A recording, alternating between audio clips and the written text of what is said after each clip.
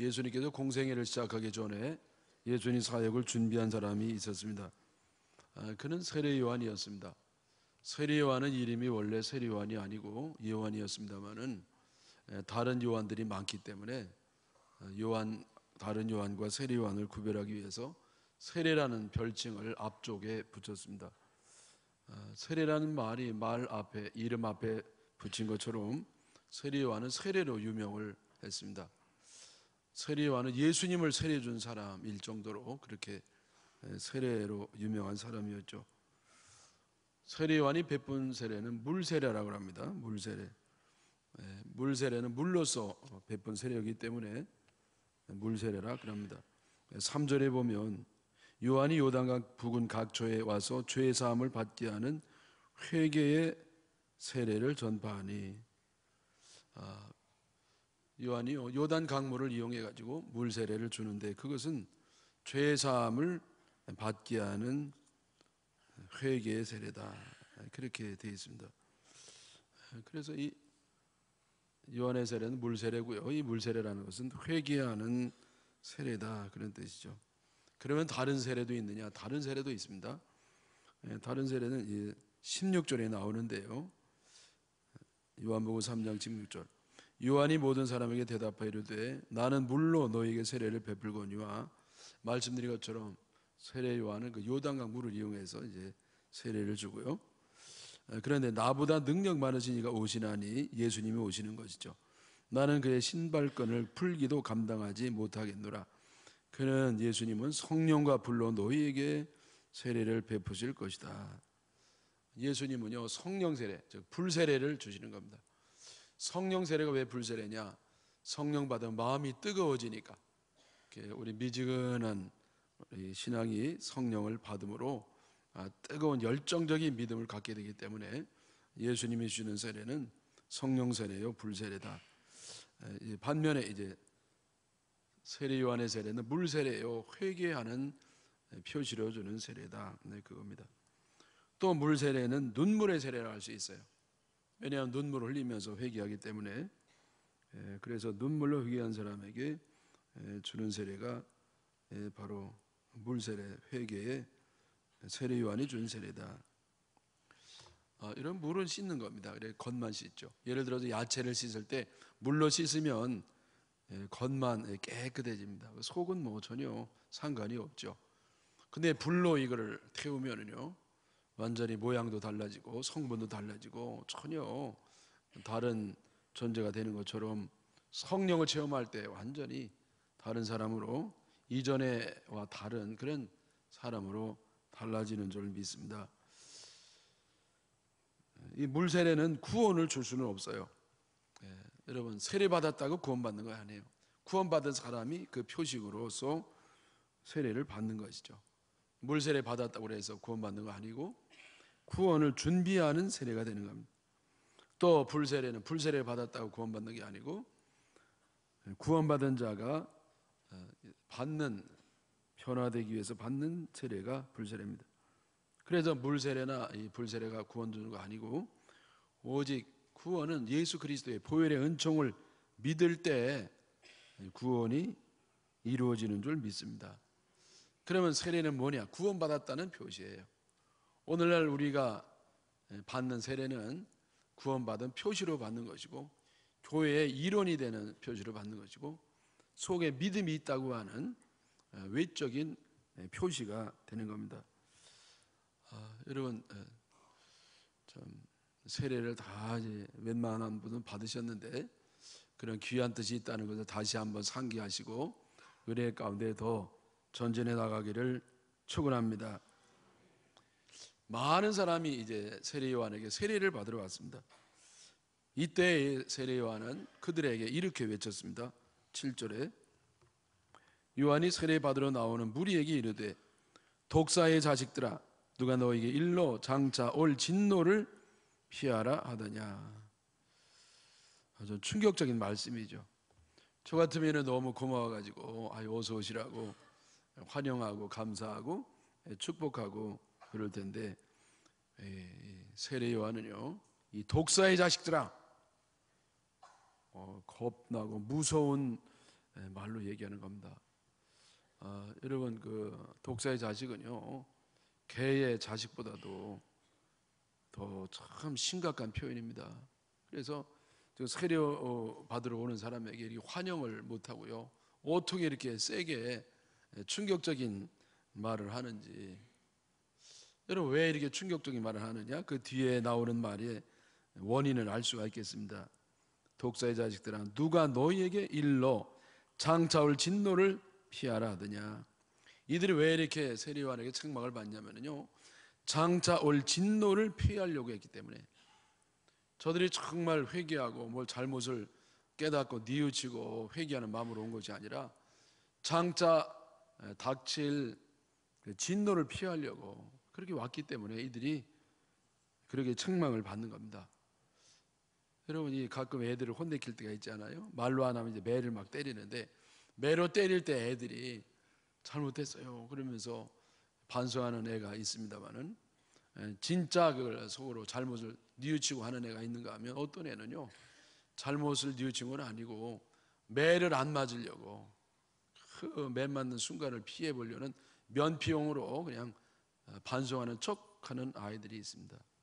여러분 여기도 마찬가지로 이때 사람들이 요한에게 다 많이 왔는데 이들도 뭘 이렇게 잘못을 깨달아서 온 것이 아니고 하나님께 심판을 안 받으려고 그렇게 회피용으로 나와서 큰 이렇게 책망을 받게 되는 겁니다. 그러므로 여러분 우리는 주님 앞에 나와서 회개를 할 때 정말 잘못을 깨닫고 회개하시기를 축원합니다. 여러분이 회개했을 때 그 회개가 속의 마음으로 하기 때문에 진정한 회개인지 아닌지 알 도리가 없습니다. 그러나 정말 모를 뿐이냐는 아니고 알 수도 있어요. 뭘 보면 아느냐면은 그렇게 회개하고 나서 말로 회개하고 나서 삶의 변화가 있으면 그건 진정한 회개입니다. 그러나 삶의 변화가 없고 여전히 옛날처럼 똑같으면은요 그거는 그냥 말뿐이 회개고 감정뿐이 회개가 되는 겁니다. 우리가 흔히 말하는 회개에 합당한 열매를 맺는 겁니다. 회개에 합당한 열매라는 것은 우리가 이 감정적으로 또 의지적으로 그래 말로 회개를 했다고 하면 반드시 따르는 그 열매가 있는데 그것은 행동의 변화라고 하는 열매가 반드시 따른다는 겁니다. 왜 열매라는 표현을 썼냐면요 나무에서 열매가 맺는 것처럼 여러분 좋은 나무는요 반드시 좋은 열매를 맺습니다. 근데 열매가 아주 나무는 좋은데 열매가 아주 별로예요. 그런 건 없습니다. 나무가 좋으면 반드시 열매도 좋고 나무가 나쁘면 반드시 열매도 나쁘고 나무는 좋은데 열매가 나쁜다든지 나무가 나쁜데 열매는 좋다 그런 건 없거든요. 그래서 여러분 열매는요 그 나무를 결정하는 거예요. 그게 마찬가지로 회개도 삶이 완전히 예수님의 삶으로 변화가 일어난다고 하면 그 회개가 진정한 회개고 아무리 회개가 멋있고 미사려고가 가득하고 정말 어떤 표현이 기가 막히다 하더라도 그래도 행동이 열매를 맺지 않으면 그거는 엉터리 하나님 인정하지 아니하는 회개에 불과하다고 생각합니다. 여러분 예수 믿을 때 회개를 하셨나요? 또 우리가 회개 한 번만 하면 되는 게 아니고 매일 회개하고 살아야 되는데 매일 회개하면서 반드시 삶이 변하고 삶의 열매가 수반되기를 축원합니다. 한편 유대인들은요 자기네들이 아브라함의 후손이라고 하는 자부심이 아주 강했습니다. 하나님이 많은 민족 가운데 특별히 이스라엘 아브라함의 후손을 선택을 했거든요. 그래서 저들은요 구원은 따놓은 당산이라고 생각을 했습니다. 왜냐하면 우리는 아브라함의 후손인데 순수 혈통 유대인의 혈통 가진 우리들은 하나님의 선민이요 구원받은 백성이다. 그렇게 죄하고 상관없고요 바르게 살아도 상관없이 자기들은 분명히 아브라함의 후손이기 때문에 구원은 나타났다고 자부심을 가졌습니다. 근데 여러분 이렇게 생각하는 사람들은 진정한 아브라함 후손이 아닙니다. 왜냐하면 진정한 아브라함의 후손은 혈통으로 되는 것이 아니고 믿음으로 되기 때문에 그렇습니다. 혈통으로 되는 게 아니라 믿음으로 후손이 된다.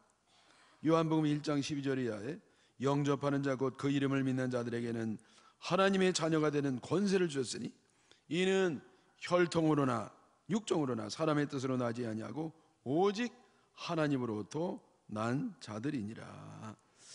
여러분, 누가 하나님의 자녀가 됩니까? 하나님의 자녀가 되는 사람들은 혈통으로 되는 게 아니에요.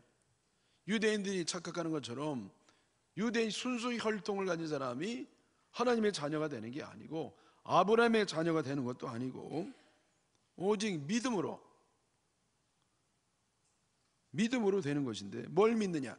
그 이름을 믿는 자, 예수 그리스도의 이름을 믿는 자는 하나님의 자녀가 되는 권리를 얻게 된다는 겁니다. 하나님의 자녀가 되는 권리를 누가 얻느냐? 바로 영접하는 자, 곧 그 이름 예수 그리스도의 이름을 믿는 자는 하나님의 자녀가 되는 것입니다. 우리가 예수님을 믿을 때 성령의 신비한 역사로 말미암아 우리는 하나님의 자녀로 거듭 부모로부터 한 번 태어난 것처럼 두 번째 영적으로는 하나님의 자녀로 거듭 태어나서 하나님의 자녀가 되고 아브라함의 후손이 되는 줄 믿습니다. 그러므로 여러분, 유대인들이요, 자기네들이 아브라함의 후손이라고 해서 순수 혈통이라고 해서 우리는 참 하나님의 자녀다, 우리는 구원받았다, 그렇게 안심할 수가 없다는 겁니다. 그러면서 주님이 이렇게 말씀하시죠. 8절에 보면 그러므로 회개에 합당한 열매를 맺고 속으로 아브라함이 우리 조상이라 말하지 말라. 내가 너희에게 이르노니 하나님이 능히 이 돌들로도 아브라함의 자손이 되게 하시리라. 여러분, 이렇게 자부심을 갖고 있는 참 이 독선적인 특권의식에 가득 차 있는 유대인들을 아브라함의 자손, 즉 믿음의 자손 만드는 것은 이 돌멩이 가지고 아브라함의 자손을 만드는 것보다도 훨씬 더 어렵다는 겁니다. 너희들이 아브라함의 자손이냐? 그러면 돌멩이가 아브라함 자손 되는 게 훨씬 쉽다. 너희들의 그 자부심, 그 자만심, 그 오만, 그 교만, 그 특권의식, 그 선민의식, 그거 갖고 있는 한 너희들은 아브라함 후손이 될 수 없다. 너희들이 아브라함 자손이 되냐? 그러면 돌멩이가 아브라함 자손 되는 게 훨씬 쉽다는 겁니다. 여러분, 오늘날도 하나님은 우리 교인들을 향해서 교회를 오래 다녔지만은 변화라고는 조금도 일어나지 아니하는 이런 교인들이 하나님의 자녀가 된다는 것은 돌멩이로 하나님의 자녀를 만드는 것보다도 더 어렵다고 하실지 모르겠어요. 여러분, 어떤 교인들 가운데는요, 교회를 열심히 다녔지만은 구원을 받지 못하는 사람도 있습니다. 열심히 교회를 다녔지만 구원을 못 받아요. 세례도 받고 직분도 받고 심지어 중직까지 받습니다. 예배도 드리고 기도도 할 만큼 하고 찬송도 부를 만큼 부르고 헌금도 할 만큼 하고 헌신도 하고, 그러나 믿음이 없습니다.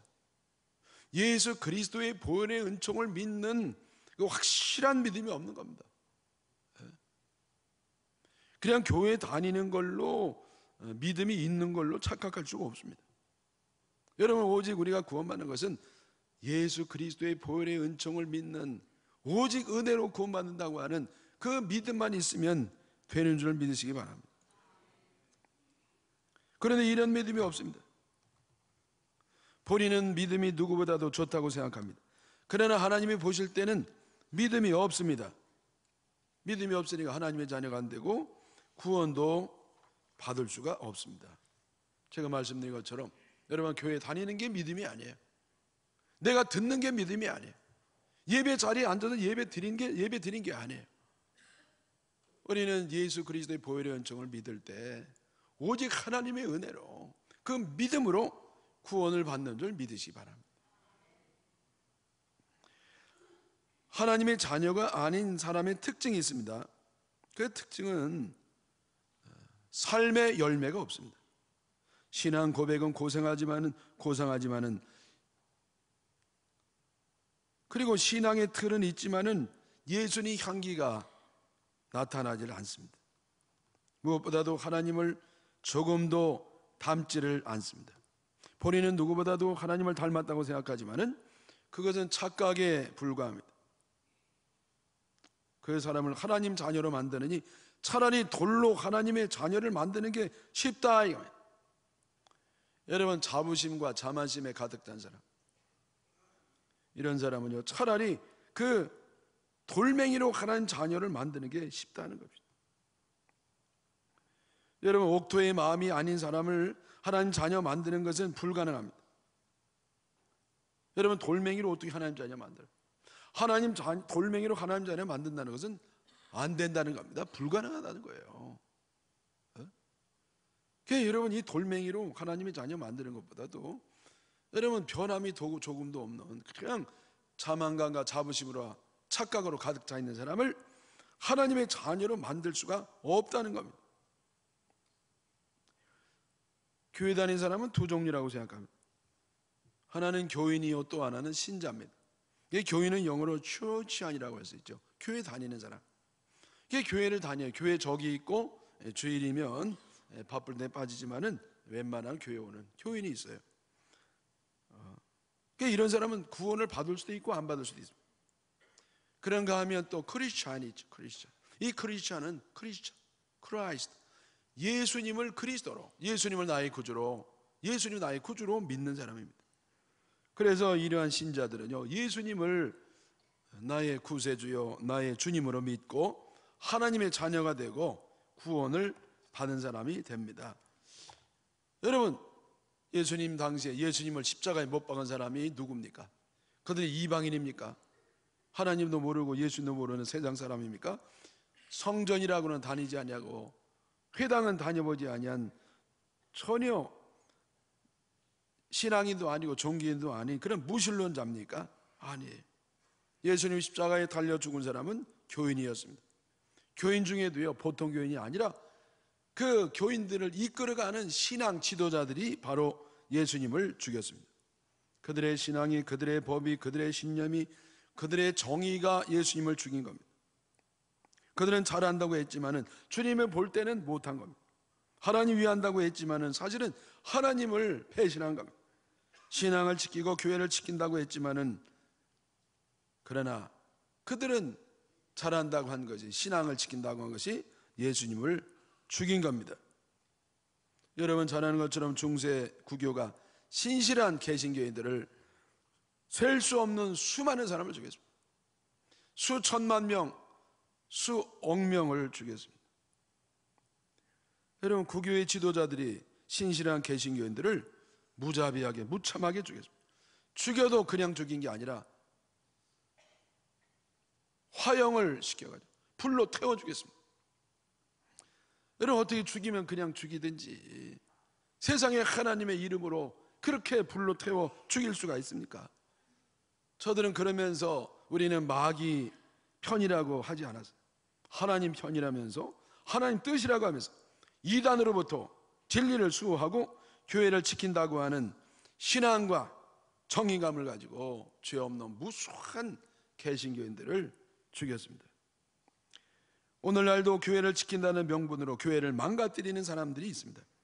그들은 누구보다도 하나님과 가깝다고 생각하고 하나님의 정의의 사도라고 하는 자부심을 갖고 있습니다.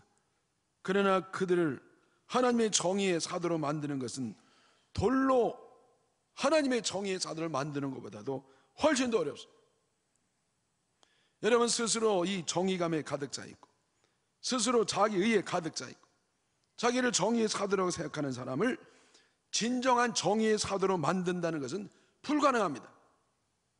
그는 돌멩이로 정의의 사도를 만드는 것은 가능할지 몰라도 그 사람들을, 자칭 정의의 사도라는 사람들을 정의의 사도로 만드는 것은 불가능합니다. 여러분, 예수님이 이 땅에 오신 것은 우리 사람들을 구원하기 위함입니다. 차별 없이 모든 사람을 구원하러 오신 겁니다. 죄가 많은 사람도, 죄가 적은 사람도, 수없이 죄를 짓는 사람이나 가끔 죄를 짓는 사람이나 이렇게 자기 착각에 빠져가지고 정의의 사도라고 죄를 짓는 사람이나 아니면 실수로 모르고 짓는 사람이나 모든 사람이 다 주님의 십자가의 보혈을 믿기만 하면 구원을 받을 수가 있는 겁니다. 그런데 여러분, 구원에는 양면이 있어요. 양면이 뭐냐면 믿으면 구원을 받고 믿지 않으면 심판을 받는 겁니다. 믿지 않으면 나중에 심판을 받지만은 주님이 말씀하시기를 이미 벌써 심판 아래 있는 겁니다. 여러분, 사람을 구원하는 것은요, 내가 믿으면 구원 가고 믿지 않으면 구원이 아니라 원래 우리는 멸망을 받고 우리는 저주를 받고 죽어야 되는 사람인데 하나님이 그 가운데 우리를 구원해 내시는 겁니다. 이미 심판을 받았고 멸망으로 예정된 사람인데 하나님의 특별한 은혜로 우리가 구원을 받는 겁니다.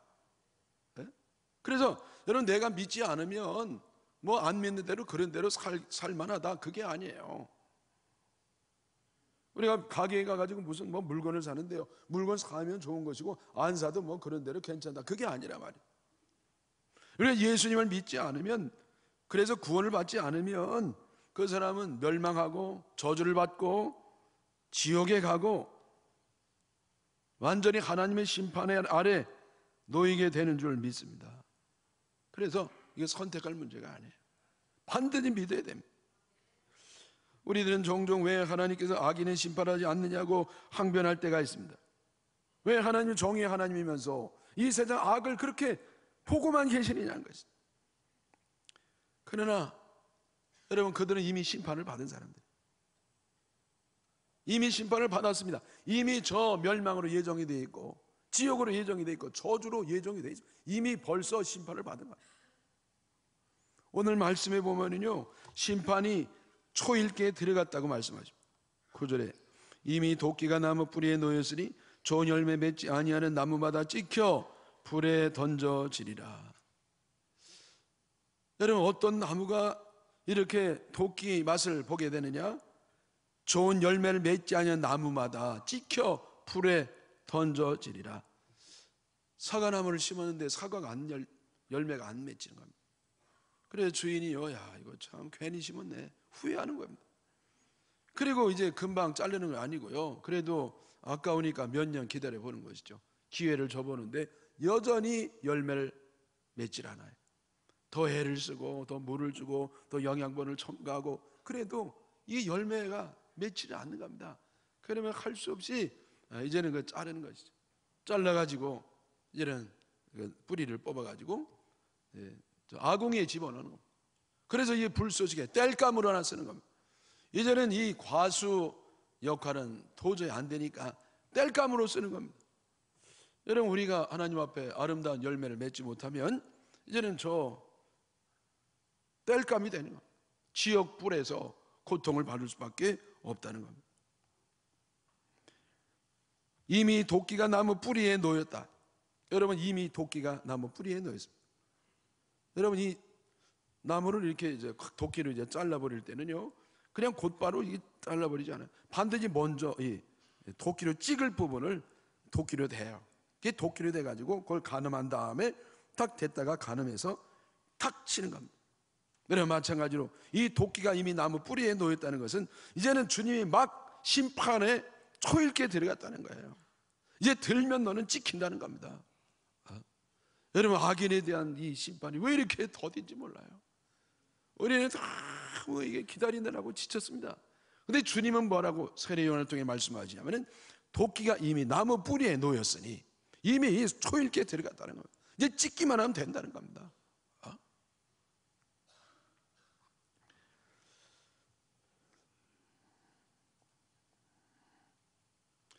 여러분, 그래서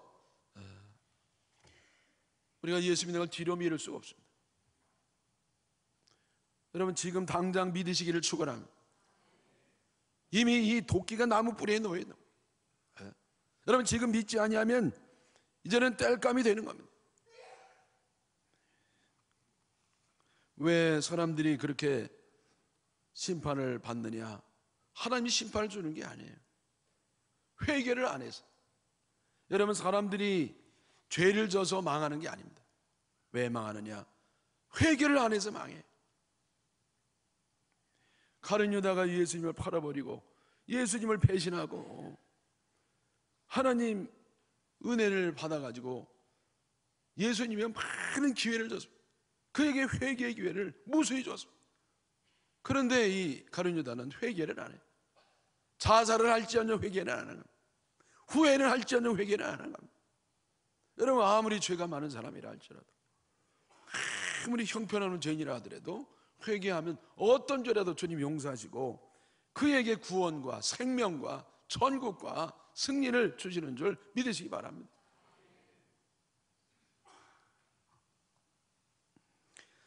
여러분, 우리 사람들은 대부분 위선자입니다. 근데 어떤 악한 사람은요, 바르게 사는 사람도 있습니다. 그래, 바르게 살면 자기는 이제 구원받았다고 생각해요. 왜? 바르게 사는 삶의 열매를 맺었기 때문에. 그러나 그 생각이 착각입니다.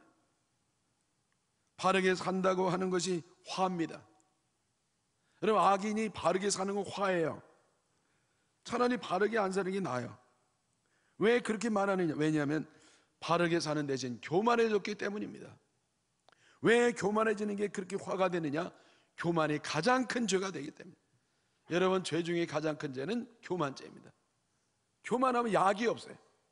여러분, 사람이 교만해지면요, 누구 말도 듣지 않아요. 복음이 있어도 복음을 복음으로 여기지 않아요. 말씀을 판단하지, 말씀을요 믿고 순종하지 않아요. 말씀 위에 있습니다. 진리 말씀 아래에서 순종해야 되는데 말씀 위에, 판단하고 위에 있습니다. 교만한 사람은 약이 없어요. 제일 나쁜 게 교만입니다. 여러분, 사람들이요, 예수 믿기 전에는 엉터리로 살아가지고 많은 이렇게 흠집 투성이를 가지고 주님 앞에 나옵니다. 그래서 예수님 보혈로 씻음 받은 다음에 점점 바른 삶을 살고 점점 주님의 뜻대로 삽니다. 그런데 또 쓰러져요. 뭘로 쓰러지느냐? 이번에는 방향이 달라요. 교만의 죄에 쓰러지는 겁니다. 교만해져가지고 막 사람들을 판단합니다. 교만해가지고 정죄합니다. 얼마나 교만한지 하나님이 세우신 영적 권위에 도전하고 거역합니다. 스스로 하나님 위치에 서서 정의를 바로 잡는다고, 부패를 청결한다고, 징계한다고 응징의 사도로 나섭니다. 여러분, 이렇게 되면 구원은 물 건너 가는 겁니다. 물 건너 가는 거예요. 네? 여러분, 탕자가요, 돌아온 탕자만 탕자가 아니에요. 정말 탕자는 누구냐? 집에 있는 모범생, 그게 탕자입니다. 더 탕자, 비교할 수 없는 형편없는 탕자가 집에 있는 모범생 탕자가 되는 거예요. 여러분, 집 나간 탕자도 탕자가 아니라는 건 아닙니다. 분명한 탕자죠. 아버지가 일평생 땀 흘려 제대로 뭐 잡수지도 않고 쓰지도 않으시고 뭐하던 그거를 저 먼 나라에 가가지고 주색 잡게 놀아버린, 그게 탕자 아니고 무엇입니까? 그러나 이 탕자는요, 집으로 돌아왔어요. 아버지는 돌아오기만 하면 된 겁니다. 근데 여러분, 정말 탕자가 누구냐? 집에 있는 맏아들 탕자예요. 왜 맏아들 탕자가 그렇게 형편없느냐? 교만했기 때문에. 교만. 얼마나 교만한지 아버지를 여기지 않은 겁니다. 아버지는 무시해버리는 겁니다. 아버지 말씀에 불순종하는 겁니다. 동생으로 여기지 않아요. 당신의 아들이라는 겁니다. 내 동생 아니라는 거예요. 여러분, 동생이 돌아왔는데 동생이 내 동생 아니라는 겁니다. 여러분, 잘못한 사람에 대해서 그렇게 판단하고 비판하고. 그래서 사실은 그 돌아온 탕자 이야기는 집에 있는 탕자가 진짜 탕자라는 겁니다. 여러분, 우리가 조금 엉터리로 산다 할지라도 좀 하나님 앞에 겸손한 게 낫지, 이렇게 바르게 좀 산다고 교만하면 방법이 없고 하나님 구원할 길이 없는 줄 믿습니다. 여러분, 교만해진 사람을 하나님 자녀 만드는 것보다도 돌멩이로 하나님 자녀 만드는 게 더 쉽습니다. 사랑하는 여러분, 하나님 특별한 은혜로 교만에서 다 벗어나시기를 축원합니다. 우리가 예수 믿기 전에 반드시 해야 될 일이 있는데 그것은 회개입니다. 사람들이 예수님께 나오기 전에 세례 요한에게 먼저 나와서 저들이 회개를 하고 물세례를 받은 것처럼 우리는 예수님 믿기 전에 회개를 해야 됩니다. 제가 누누이 말씀드린 것처럼 그릇에 뭘 담으려면 먼저 설거지가 되어 있어야 됩니다. 깨끗이 씻음 받은 그 그릇 위에 담아야 그것이 우리에게 진정한 음식이 되는 겁니다. 설거지 없이 음식을 담으면은요 먼저 있는 더러운 것이 영향을 받아가지고 음식에 도리어 사람에게 해를 주는 것입니다. 여러분, 마찬가지로 우리가 회개 없이 신앙생활을 하면 우리 믿음이 제대로 안 됩니다. 그 믿음이 왜곡되고 믿음이 삐뚤어지고 병들고 정상적으로 믿음이 형성되지를 않는 겁니다. 웨슬레는 회개는 구원에 이르는 문이라고 그랬어요. 사람이 집으로 들어가려면 문을 통해서 들어가야 됩니다. 만약에 문을 통해 들어가지 아니하면 어디로 들어갑니까? 담 넘어 들어가든지 개구멍으로 들어가든지. 그래서 절대로 진정한 신앙이 안 되는 것입니다. 여러분, 왜 우리 신앙이 제대로 안 됩니까? 회개가 없어요. 회개가 먼저 반드시 있어야 됩니다. 회개 없이 믿는다는 것은요, 그거는 정상적인 믿음이 아닙니다. 도둑신앙입니다. 네? 여러분, 예수 믿을 때 그냥 사형리 해가지고 예수 보혈 믿기만 하면 구원받지, 당신 구원받았습니다. 여러분, 그런다고 구원받는 게 아니에요. 그런 절차가 핵심적인 절차이지만은 그 전에 먼저 회개가 있어야 되는 겁니다. 내가 하나님 앞에 잘못했다고, 내가 잘못 살아왔다고, 그동안에 이건 아닌데 하나님 잘못했습니다, 내가 정말 내가 변화돼야 됩니다. 여러분, 이런 하나님 앞에 회개의 사무침이 먼저 있어야 되는 겁니다. 네? 또 여러분, 더 필요한 거면 내가 죽는 겁니다. 죽는 거. 회개의 핵심이 뭐냐? 죽는 겁니다. 죽는 거. 내가 죽어야 주님이 나 대신 살아서 승리 생활을 할 수가 있는 겁니다. 여러분, 우리는요 재활용할 수가 없어요. 아무리 죄를 뉘우쳐도 소용없습니다. 죽는 데까지 가야 돼. 내가 죽어야 돼요. 네? 세례 받을 때 여러분, 세례 요한이 세례를 때 요단강에서 세례를 줬는데, 세례 받을 때요 완전히 다 들어가는 겁니다. 물속에 아주 머리카락 하나 남지 않냐고 풍당 다 들어가야 돼요. 그리고 이제 올라와요. 근데 풍덩 들어가서 완전히 사라집니다. 마찬가지로 우리가 영적 세례를 받는다는 건 뭐냐면은 완전히 사라지는, 완전히 죽는 겁니다. 나는 없어졌어요. 나는요 없어요.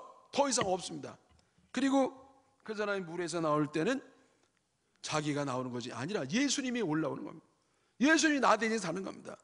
그래서 여러분, 앞으로 우리가 사는 것은 내가 사는 것이 아니요, 그리스도께서 나 대신 사는 겁니다. 여러분, 이래야 우리가 진정한 신앙의 길로 갈 수가 있는 겁니다. 네? 신앙은요 무조건 더해가는 과정이 아니에요. 나는 여기 그대로 있는 채로 그저 더해가는 게 신앙이 아니라 먼저 내가 하나님 앞에 회개해야 되고, 먼저 내가 죽어야 되고, 마이너스 빼기가 먼저 있어요. 반드시 먼저 빼야 됩니다. 죄를 빼야 되고요, 내 아집과 내 고집과 내 생명이 다 죽어 없어야 되고, 이 빼는 과정이 있어야 되고, 그 다음에 더해 가야 진정으로 신앙생활의 길을 가는 줄로 믿습니다. 진정한 회개는 내가 회개하는 것입니다. 남에게 손가락질하고 돌 던지는 것은 회개한 사람이 하는 일이 아닙니다. 여러분, 진정으로 회개한 사람, 진정으로 은혜로만 구원받는 사람은 남에게 돌 던질 수가 없습니다. 왜? 자기가 회개했기 때문에. 누가 돌 던지느냐? 회개의 경험이 없어요. 은혜로 구원받는 경험이 없기 때문에 은혜로 하지 아니하고 정의로 하는 겁니다. 여러분, 정의가 불필요하다는 얘기가 아니라 여러분, 정의의 돌멩이를 던질 자격이 있느냐?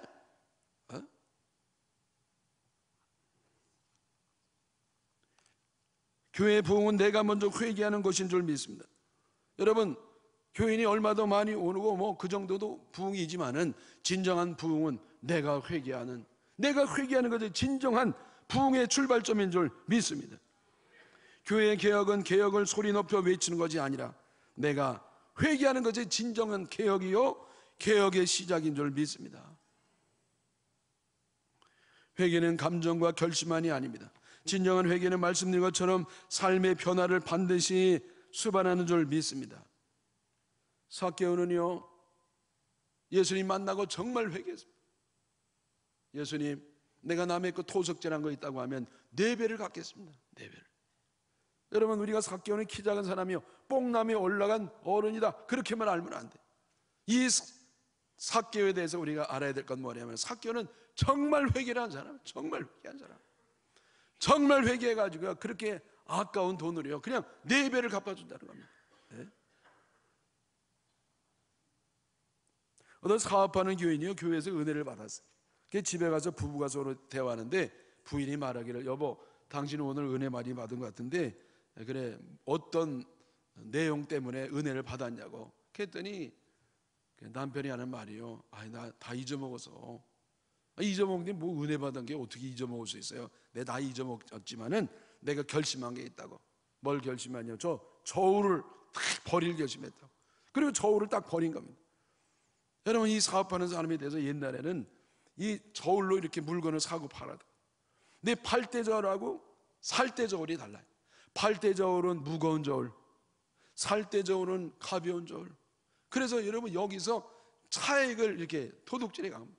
그래서 이 사람 은혜 받고 저울을 버렸다는 겁니다. 여러분, 오늘도 이 세례요한에게 온 사람들이 이렇게 얘기해요. 10절이죠.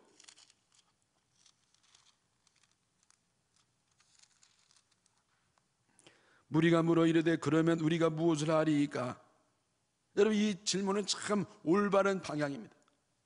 여러분, 질문을 잘하면 삶이 바로 되는 것입니다. 그러면 우리가 무엇을 하리까? 도대체 구체적으로 어떻게 해야 되겠습니까? 우리가 어떻게 구체적으로 해야 됩니까? 여러분, 이 질문이요, 초대교회 제자들이요, 마가 다락방에서 간절히 기도할 때도 이런 질문을 합니다. 베드로가 너희가 메시아를 죽였노라. 우리를 구원하러 오신 예수님, 그분이 메시아였는데 우리가 메시아를 십자가에 못 박아 죽었다. 그랬더니 사람들이 너무 충격받고 너무 마음이 아프고 슬퍼가지고 사도들에게 물어보는 겁니다. 그렇다고 하면 우리가 어떻게 해야 되겠습니까? 우리가 어찌할꼬? 마음이 찔려가지고. 여러분, 참다운 하나님 기뻐하는 세례는, 이 설교는 뭐냐면은 마음이 우선 찔리는 겁니다. 찔려야 돼요. 그리고 아파야 돼요. 그리고 슬퍼해야 돼요. 고민해야 돼요. 여러분, 이것이 진정한 회개의 출발점인 줄 믿습니다. 참된 설교는 웃음보다도 울음을 주는 겁니다. 물론 울음도 주는데 먼저 울어야 돼. 여러분, 내가 내 잘못 때문에 울어야 진짜 웃을 수가 있는 겁니다. 회개의 눈물을 흘려보지 않는 사람은 진짜 웃을 수가 없는 겁니다. 참된 웃음은 진정으로 회개할 때 그 눈물 후에 맑은 하늘처럼 우리에게 임하는 줄 믿습니다. 그 다음에 묻는 말이 뭐냐? 그러면 우리가 어떻게 해야 되겠습니까? 우리가 어떻게 해야 되겠습니까? 그때 세례요한이 그들에게 말합니다. 11절이죠. 대답하여 이르되 옷 두 벌 있는 자는 옷 없는 자에게 나눠줄 것이요 먹을 것이 있는 자도 그렇게 할 것이니라. 내가 옷 두 벌 있느냐? 너 입을 거 있으니 됐다. 나머지 한 벌은 딴 사람 줘라. 너 먹을 거 있느냐? 그러면 됐지. 더 욕심 부리지 말고 여분을 가지고 못 먹는 사람에게 나눠주라. 여러분, 그게 회개라는 겁니다. 여러분, 회개는 감정만이 아니에요. 결심만이 아니에요. 의지만이 아니에요. 회개는 뭐냐? 삶 속에서 변화예요. 변화. 사랑을 실천하는 겁니다. 또 이번에는 세리들이 또 물어봅니다. 12절에 세리들도 세례를 받고자 와서 이르되 선생이여 우리는 무엇을 하리이까? 그랬더니 세례요한이 얘기합니다. 이르되 부과된 것 외에는 거두지 말라. 이들이요, 로마로부터 100만 원 거두라 그러면 150만 원 써서 50만 원을 착복하는 겁니다. 너희들 그렇게 하지 마. 바르게 해. 정직하게 해. 그러면 또 이제 군인들도 나와서 물어봅니다. 14절에 군인들도 뭐 이르되 우리는 무엇을 하리까 하며 이르되 사람에게서 강탈하지 말며 힘 있다고 힘을 이용해 가지고 뺏지 말라. 거짓으로 고발하지 말고 거짓말로 고발하지 마라. 그리고 받은 급료를 족한 줄로 알라. 여러분, 한마디로 얘기하면 삶의 변화가 진정한 회개라는 겁니다. 감정도 있고 의지도 있지만은 정말 중요한 게 뭐냐? 삶이 변화해야 돼. 회개에 합당한 열매를 맺어야 되고 회개한 그 책임이 따라야 되고 내 삶이 변하는 그것이 진정한 회개인 줄 믿으시기를 바랍니다. 제가 성경 한 군데 연관된 말씀을 읽어드리고 말씀을 마치겠는데 이사야 1장 10절입니다. 이사야 1장 10절. 너희 소돔의 관원들아 여호와의 말씀을 들을지어다. 잘 들으십시오. 너희 고모라의 백성아 우리 하나님의 법에 귀를 기울일지어다. 여러분, 귀를 잘 기울이시기 바랍니다. 여호와께서 말씀하시되 너희의 무수한 재물이 내게 무엇이 유익하니요? 너희를 헌금 가져오는 거 나는 그거 소용없다. 나는 순양의 번제와 살진 짐승의 기름에 배불렀고 나는 수송아지나 어린 양이나 순염소의 피를 기뻐하지 아니하노라. 우리 헌금을 기뻐하지 않는다는 것. 너희가 내 앞에 보이러 오니, 너희들 보이러 온다, 보이러 온다. 너희들 보이려고, 진정이 아니라 보이려고 쇼다. 이것을 누가 너희에게 요구하였느냐? 내가 뭐 이런 걸 가져오라 그랬느냐? 내 마당만 밟을 뿐이니라. 교회 마당만 밟을 뿐이니라. 헛된 재물을 다시 가져오니 말라. 분향은 내가 가증히 여기는 바요, 월삭과 안식일과 대회로 모이는 것도 그러하니 성회와 아울러 악을 행하는 것을 내가 견디지 못하겠노라. 너희들이 예배 드리면서 세상 살아가면서 악을 행하는 거 이제는 참을 수가 없다. 주님의 말씀입니다. 내 마음이 너희의 월삭과 정한 절기를 싫어하나니 그것이 내게는 무거운 짐이라 내가 지기에 곤미하였느니라. 너희들이 절기를 열심히 지키고 하지만은 나는 피곤할 뿐이야. 너희가 손을 펼 때 내가 눈을 너희에서 가리고 너희가 많이 기도할지라도 내가 듣지 아니하리니 이는 너희의 손에 피가 가득함이라. 내가 능력이 없어 응답하지 않는 게 아니야. 너희 손에 피가 가득하기 때문에 내가 응답을 할 수가 없노라.